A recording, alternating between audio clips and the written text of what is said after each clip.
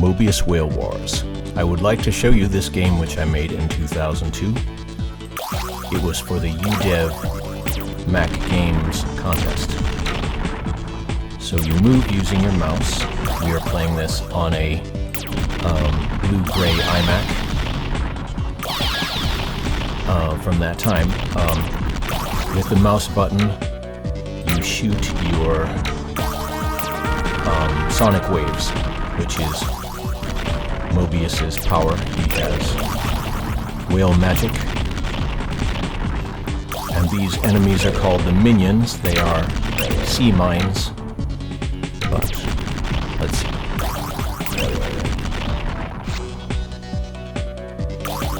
So I'm gathering these power-ups here. The bee creates a wave around me. The teacup is a speed-up effect, like who is drinking high caffeinated coffee.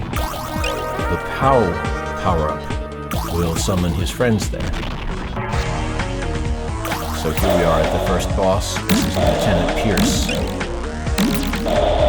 minion lieutenant. And he has spikes, and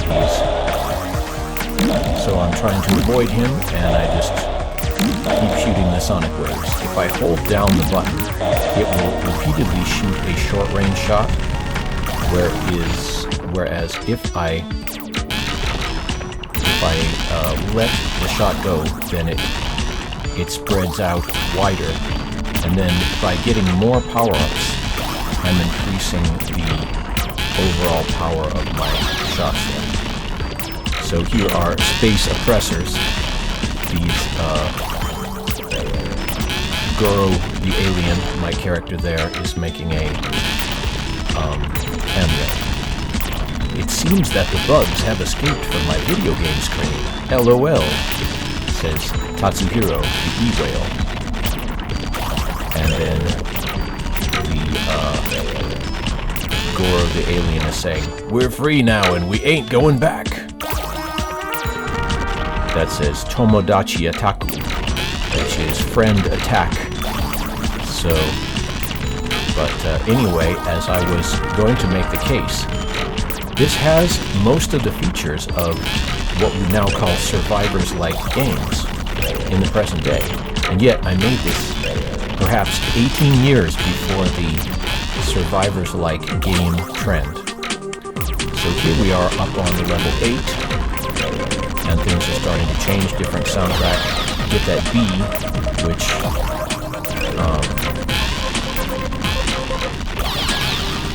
spreads out a thing there. The coffee increases the speed. Oh, see, I've got to watch my power meter, because just like what we call a survivors-like game today, you are always being surrounded by increasing amounts of enemies.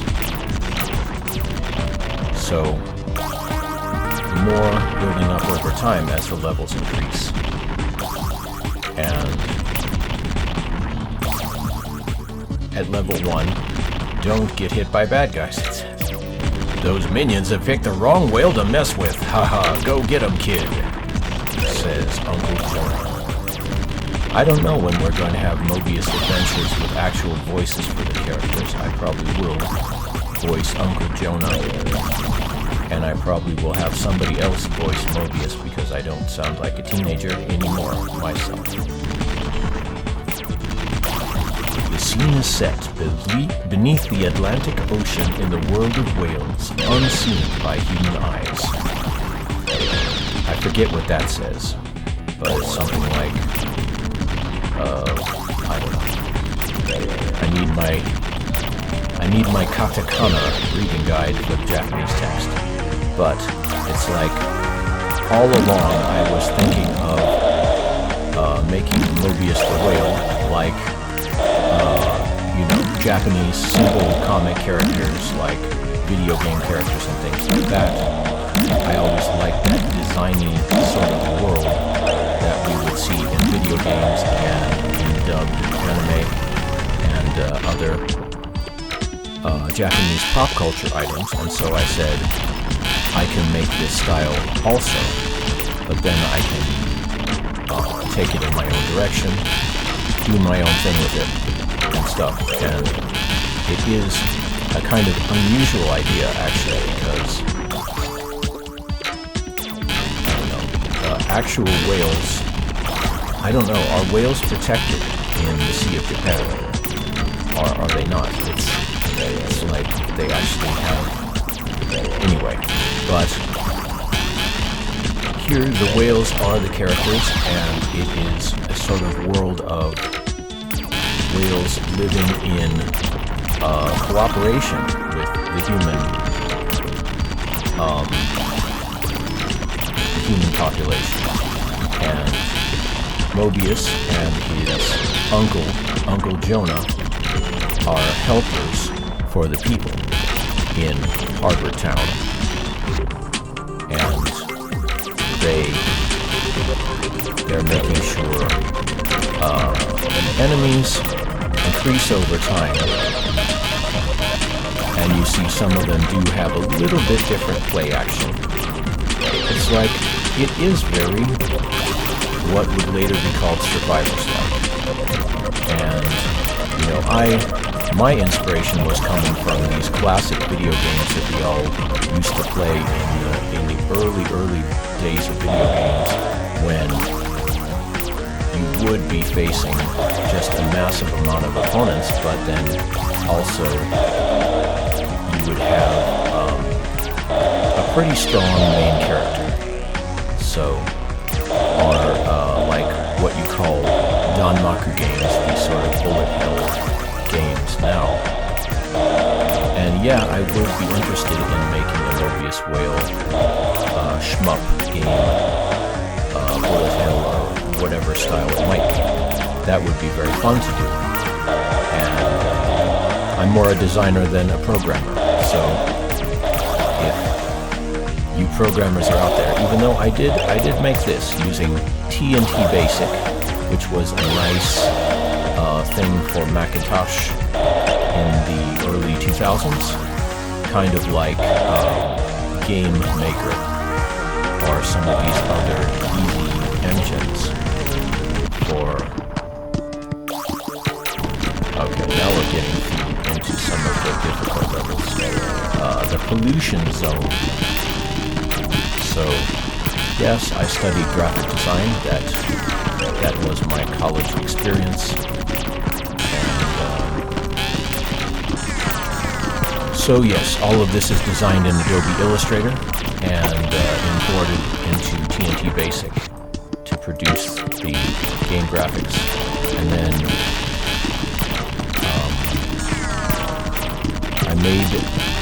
I made all the music and the sound effects using Reason from Propeller Heads. It's a great app, and it still runs on this iMac. And I'm not sure if I can get this MOBIUS whale game to even run on current versions of macOS, because it's like totally obsolete. But I just wanted to get this recording of the game playing in modern footage as a historical document and just a guideline of where MOBIUS can go. Wow, now you can see we are really having a serious amount of enemies here. So getting the power-ups is really important, or else they're going to be totally destroyed. And it's better to tap the fire button instead of holding it down, because holding it down will just give you this short shot, whereas the wide shot, now that power-up increases the width here. So here this guy is Beetle Bomb. He's of course, a staghorn beetle combined with these minions. But very dangerous for me. I need some power-ups, guys. Extreme danger. So the minions are supposedly undersea naval weapons that what we would call drones now, and they became intelligent, and then they became evil and sort of rebelled. So Mobius and his friends in the end in the end of season 1, they have to fight all the minions to sort of save the humans as well as the other whales. Climactic confrontation there. And I don't know, I mean, Mobius the comic is not really supposed to be about violence, it's supposed to be about non-violence, so it is a little bit weird to have a video game that has blowing things up. But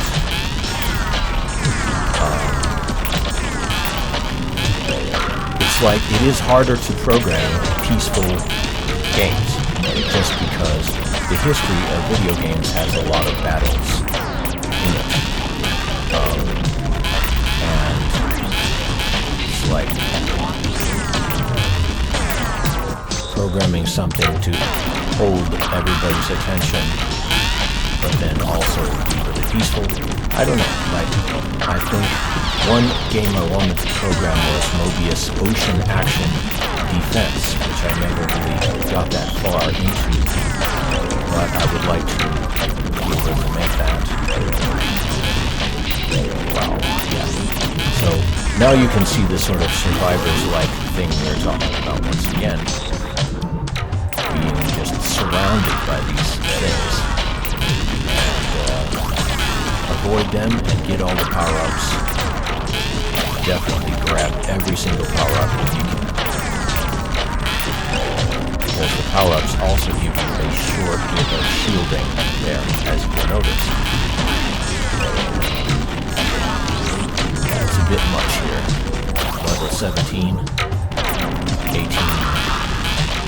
I forget what is the final level on this.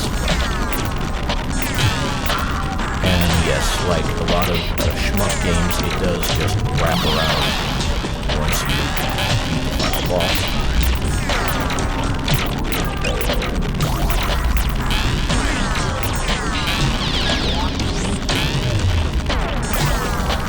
Interesting background music. Aha! Oh yes, Dr. Ion Pluton with his exosuit there. And there's a little bit of a graphic glitch around the edge of the window, probably throwing off the collision detection. This TNT Basic was pretty good at the time. I think it went the way of many engines of stuff that just were not convenient. Oh, I lost. Too bad. There is a secret code which allows you to skip ahead to any level of your choice, but I don't remember what that code is, so I guess we will just have to go through it once again. I may not be able to complete the final level, but surprise, surprise, it has the evil King Minos on there, which was Mobius's main adversary in Season 1, and after a lot of years, I'm starting to do Season 2 for Mobius with other characters, and it's just, do I have enough time and resources to do it along with other things? But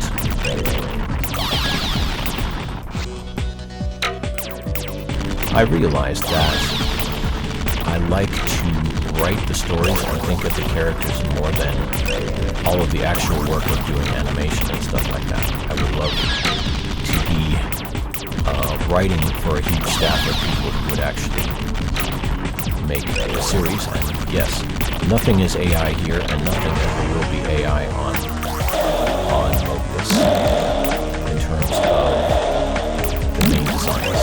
It's like I always want the original design of Mobius and his characters to stay fixed. It's like somebody could generate an AI thing based on it or something later on, but I don't want AI to actually be writing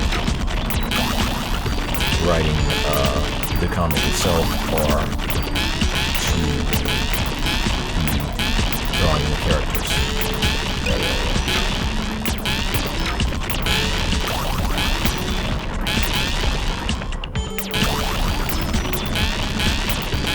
It's been very fun for me to write this comic, and of course I have a lot of years into the future written in my mind for what Mobius and his friends will do. A lot of characters which I've designed, and they're just, I haven't had time to actually finish and publish the episodes that would contain them. But it's like,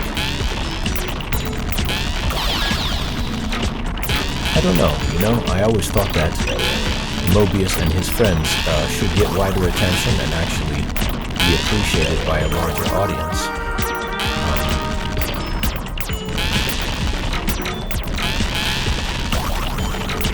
What is and isn't popular on the internet is so weird. It's like, we have characters like MOBIUS and stuff like this now, which, I don't know. Some people don't like MOBIUS for various reasons, but I really just, I hate the design. It's so bad, and I don't think it's worthy of attention. But when you're a designer, you have to have a strong opinion about what looks good and what looks bad, and I don't know. It's like, maybe Labubu can be a boss enemy in some other character's adventure or something like that, but this is not really a lead character, if you know what I mean. It doesn't have the charisma. Of course, I guess large amounts of the world have proved me wrong there, but we'll see. That fad is going to be over before you know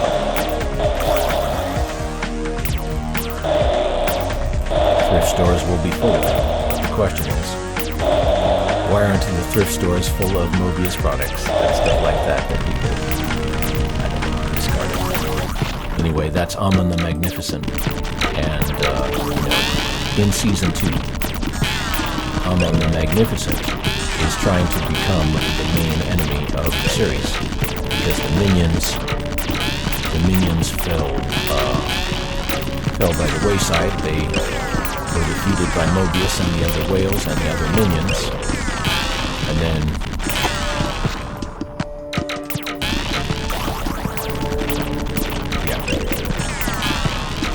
it's hard to talk and play.